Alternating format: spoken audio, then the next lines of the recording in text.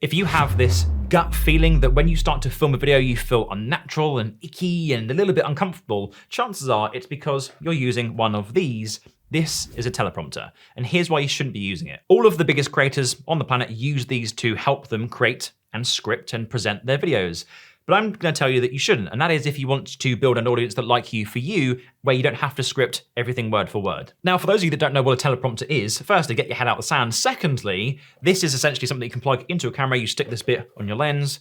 This is a little bit of a different one because it's actually a second screen, so you can plug this into your monitor. It says the words here, it reflects out here, and you kind of talk into this bit where the words come up. Okay, that's pretty much how you see TV presenters presenting to TV all the time.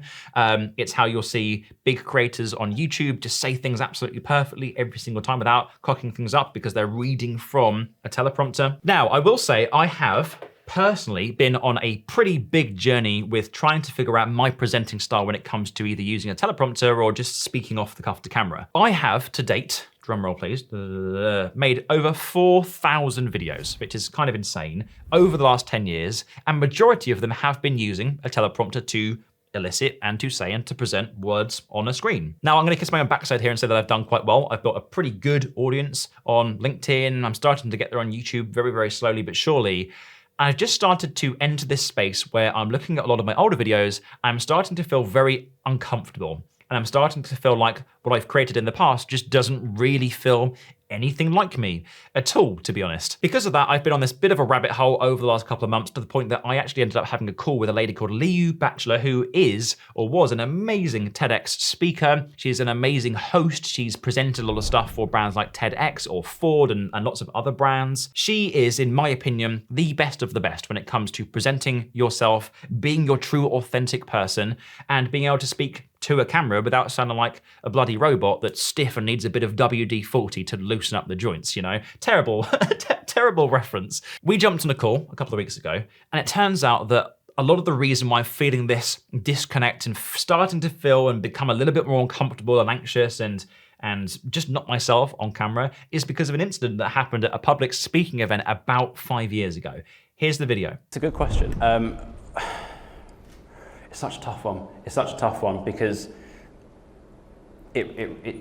that clip that you've just seen there, I haven't really shown to anybody since 2020. It literally gives me goosebumps and it makes me physically feel sick and cringe because of how bad I am at public speaking. The story behind that is basically, I used to run an agency. At the time I was kind of getting up there. I was one of the first people to sort of create videos on LinkedIn, for example. I got invited to this event where I can kind of share my knowledge and be on this panel of amazing, amazing people. Imposter syndrome kicked in and all the rest of it. I got up on stage, I kind of gave my talk, which was actually kind of good. I'm jumping on the bandwagon of making it because everybody else is doing it and they're feeling that pressure.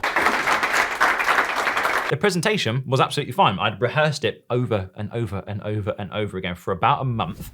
I created all the slides myself and it felt pretty comfortable. It felt pretty confident, right? The point that it all started to break apart was when I suddenly got onto the panel. I was past a microphone, people were throwing questions at me left, right, and center. And because I wasn't prepared for that, I didn't know what to say. And what ended up happening was I sat there for what felt probably about a minute long in complete silence.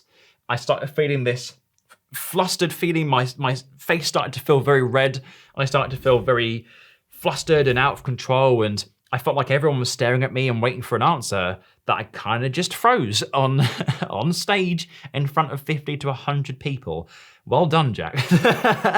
It's making me feel anxious. You can see I'm rubbing my hands, Jesus. That day made me feel so incredibly uncomfortable that I bought a teleprompter to make sure that that out of control and that feeling of, not knowing what's gonna come up next never happened again. And I would have only known that through talking with Liu about diving a little bit into the past and what happened and why I feel a certain way about presenting to camera. And what it's made me realize with teleprompting is that for 5 years I've been using a teleprompter to almost alleviate the pressure of being present. I can plan stuff, I can control stuff, I can control the edit, I can control all my slip-ups and anything that goes wrong. But now that I want to do more public speaking and I want to start to get better at speaking to camera, I've been on a bit of a journey. And a lot of that journey is about becoming more present with when you get in front of the camera and you start to share your experience on things. And that's what I'm gonna hopefully help you to overcome as well today. Now, I just wanna say, for certain situations, a teleprompter is actually a really good option. If you're a TV presenter and you've got very specific names and data and statistics and facts that you need to say on camera, on cue, perfectly. I totally get that. If you're filming a corporate video where you need to say a certain thing or address people, or again, maybe you're doing a business investment round and you need to say certain things in the right way, a teleprompter can be really, really good for that. You tend to see little telltale signs of people who are bad at using teleprompters, and what you'll usually see is them kind of sit like this, and what they'll do is they'll kind of read their eyes, and you'll see their eyes actually dart from screen to screen. But what you'll also find is that they just look directly into the camera constantly and don't blink, because if they blink, they're going to maybe miss some of the word.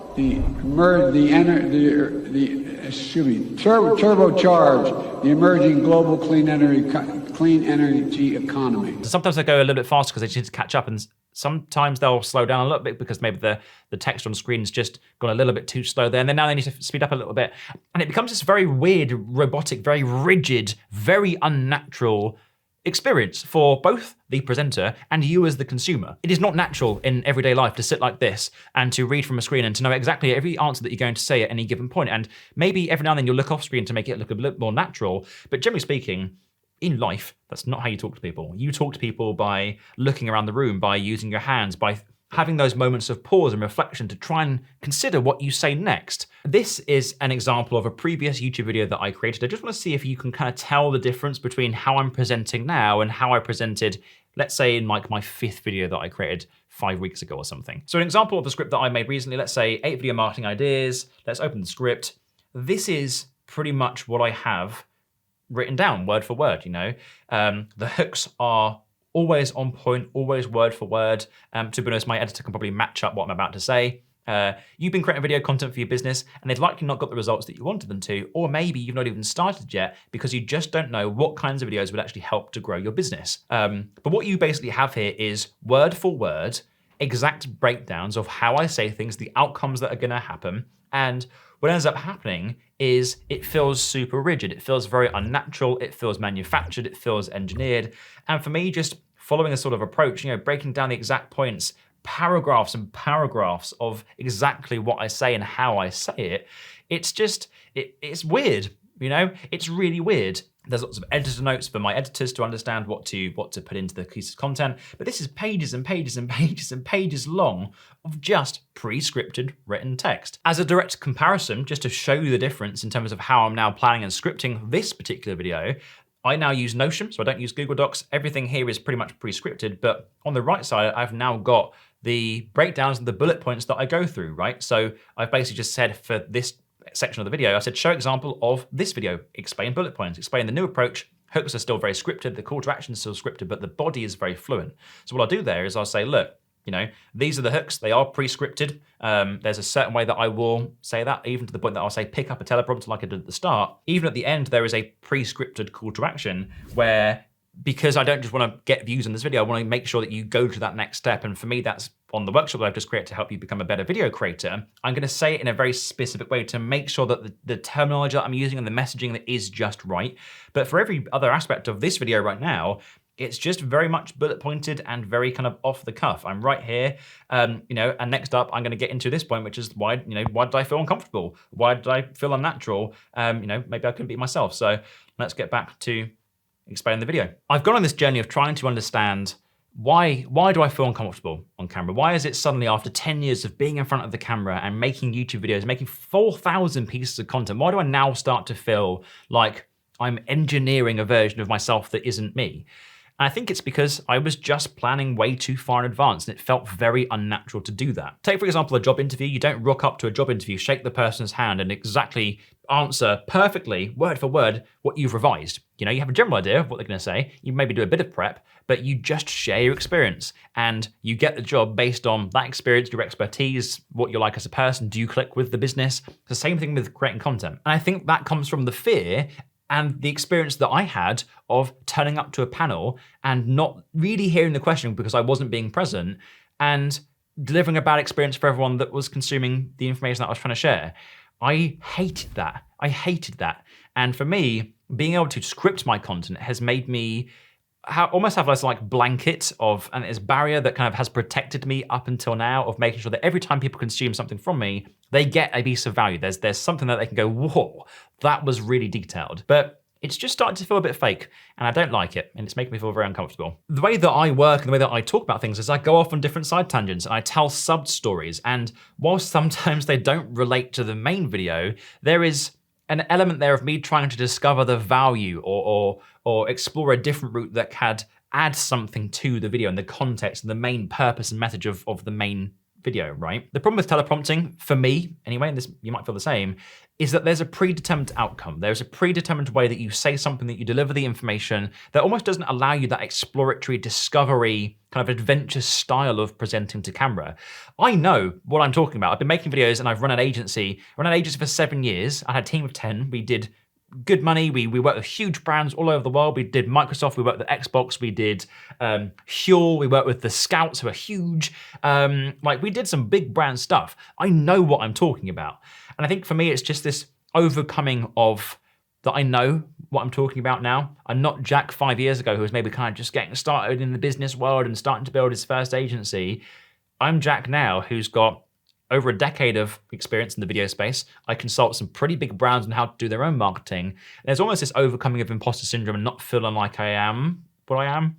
You might relate to that. Again, just a slight side tangent on the story. People think that the way to win with marketing is to deliver the greatest value and to be perceived as the highest authority in that sort of space.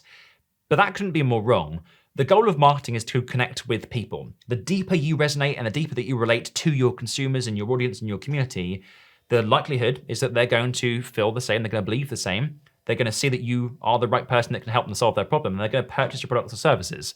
Or they're going to become great friends who can steer you towards people that also might need your products and services, you know, warts and all. I think that's the beauty of it. For me, doing that builds much more emotional resonance and personality into a brand or into a personal brand or a business's marketing, whatever it is, as opposed to that very traditional, very stiff and very corporate, you know, I know the answer. I think sometimes it's better to not know the answer and just say, I haven't got a clue. Because I think that builds a tighter relationship with the people that consume your content. That's my thought anyway. And I know you're sitting there now thinking, but Jack, you know, I've never made a video before. I feel really uncomfortable on camera and, you know, I'm just not as good as you. The only reason you're not as good as me is because you haven't done it as much as I have. I've been creating videos for 10 years. I've made 4,000 videos. I've made a lot of mistakes. You know, I've created some pretty shit pieces of content in my time.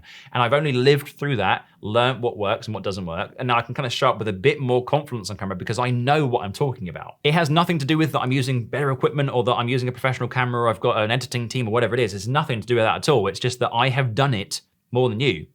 That's kind of it, right? You will get there, you just need the time. You only get better by doing the thing over and over and over again. It's like driving a car for the first time, you step into it and suddenly you kind of go, right, there's the go, there's the brake, what the fuck is this other pedal? And then suddenly you realize that your mum's been using a clutch for 15 years and you've never even recognized it. It's the same thing, you go through that learning curve of going, I didn't know that, but now that I'm doing it and I'm experiencing it myself, I'm kind of learning the different levels to things, you know? This is to not necessarily tell you what to do, because I don't know what to do. I'm figuring it out for myself. It's to share my experience in hopes that you can take something of value from this, replicate it and implement it and action it for yourself and go, Jack struggled with this. Maybe, you know, introspectively thinking, I shouldn't do the same. Maybe I should divert in this direction and maybe I should just start to learn, talk to the camera and share my experience from life, you know, rather than predetermining an outcome through a teleprompter. That works for some people, but more so now than ever, I've realized it doesn't really work for me. This is one of the first videos that I've created by not using a teleprompter, and I'd be really interested to know whether you feel a difference. I know I'm only small on YouTube, I'm much bigger on LinkedIn, this will go out on both platforms. Do I feel different on camera? I don't know, let me know in the comments below because feedback's really important to me and I'd really appreciate it. Now comes the section that is a little bit more pre-scripted and you'll probably be able to tell. Now, if you want to start diving into video but you're not really sure where to start with it, I have put together a free 35-minute complimentary workshop called the Video Starter Pack. You can check it out in the link down in the description or above, depending on what platform you consume this on, and it's gonna help you to go through the process of planning, filming, editing, and all the rest of it, a piece of content by the end of that workshop that you can then post onto the internet and build your business and build your personal brand and all that good stuff. So go and check check it out. Let me know what you think about it in the description below. And yeah, I hope it helps. I'm Jack. I have created videos for the last decade. I've worked with some of the biggest brands in the world, and I want to help you become a better video creator. And there's two ways that I can do that. One is by you sticking around and consuming this piece of content that's going to help you to create better videos for your business and your personal brand. Or if you're not subscribed to the channel, I try my best, touch wood, to post videos about this sort of stuff every single week, and I'd like you to stick around. So subscribe if you're not already, consume that piece of content if you haven't already, and I shall see you in the next video. Ciao.